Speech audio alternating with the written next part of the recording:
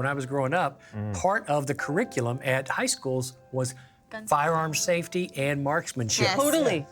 And we didn't have Columbines or Newtowns because kids were taught to respect firearms. They were taught how to handle them safely, you know, and taught that they, you know, what their purpose was for. And that's been long gone. You know, you're teaching your kids about all the other things in the world that can harm them, but you're not Right. teaching them firearm safety, and it's a real detriment to them because, you know, I looked at one of my friends and I said, you know, my kids can go into someone's house. You can't control what's in other people's houses, and you don't always know because people lie. And I can say, you know, hands down, they know if something comes out like that, to first thing call me right away because I'm coming to get your ass. Number two, they know that it's not a weapon. The curiosity factor is gone because they've grown up around firearms. They know all about them. And number three, God forbid they had to, my kids could disarm it, you know, and take all the bullets out and take the bullet out of the chamber and what kind of gun you have, you know. They know how to do that. And can you say the same for your kid? No. Your kid would be the one going, oh, this is a toy, you know? Right. I don't need the government telling me what my kids should learn. I want my kids to learn how to shoot.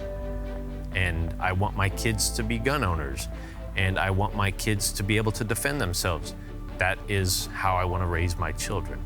And I love to see my daughters look at it that way, and I'm proud of that for them, that they look at it and they're independent and, you know, they're gonna go to college, and I want them to feel comfortable and walking through their campuses and knowing that they can defend themselves and knowing that they have knowledge and the Constitution that protects them to defend themselves. Well, one of those American values that we used to have was self-reliance. And Right. self-reliance means, you know, LAPD on the side of their police cars, it says to protect and serve.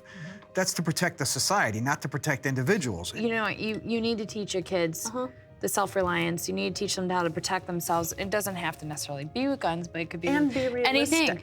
But see, what's being taught with women's self-defense is all these techniques of martial arts. Well, and I have been attacked, and it goes out the window. Fear does a lot to you, and I'm a strong person. I mean, I'm a trained collie fighter from the age 19, and there was one particular evening I came home. There was people in the kitchen. I was like frozen, and I was going through things in my head, and it was like everything was disengaged. You know, your adrenaline is up. You're flinching at things. I mean, what am I going to start doing collie on a man or three? No, I don't think so. I don't want them coming that close to me. Men and women are not created equally. Physically, I'm sorry, they're just not. And I can't have them come close to me. And people close in really fast. That's what I cared about. And the only thing that provides that is a firearm. I had a grandma. We live in rural Missouri, so a farm, you know, 300 acres, and she was a widow. And as a little girl, I would stay with my grandma. But they lived down a long gravel lane, and to get down to her house, I mean, you could get lost. But one night I was staying with her, and we would sleep on this porch, you know, it was basically a screen porch. And there was a door on the outside. Well, anyone who knew my grandma would never knock on that door because that wasn't the right door. That was the door to the bedroom. So there was a dresser in front of that door. And one night about 2 o'clock in the morning, there was a bang, bang, bang, bang, bang. And it's just my granny and me. I was probably 10. But you know what my granny did? She walked over to her drawer, she pulled it open, and she pulled a gun out and she cocked that. She cocked it back. You know what happened? Whoever that was, and I could see like through, I was shaking, but my grandma wasn't scared. Because you know where her safety was? It was in her drawer, in her dresser, in front of that door. And when they heard her pull that hammer back, they left.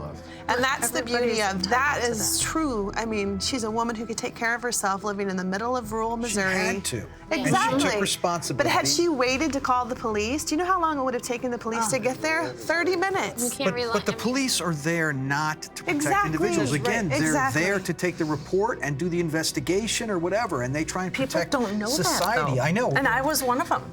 But you might get it eventually. That all falls into the people that are trying to tear our country apart, because you have that narrative where they're telling you have to rely on the police will keep you safe, they're the ones. So everybody's like, okay, we gotta call the police that's our answer. And now they take that same narrative and they turn it and they say, oh, by the way, those police are no good. They are not good for you. Let us take care of you now. Right. We're the ones that need to step in and take care of you. They want to control us, you know, at every level they can.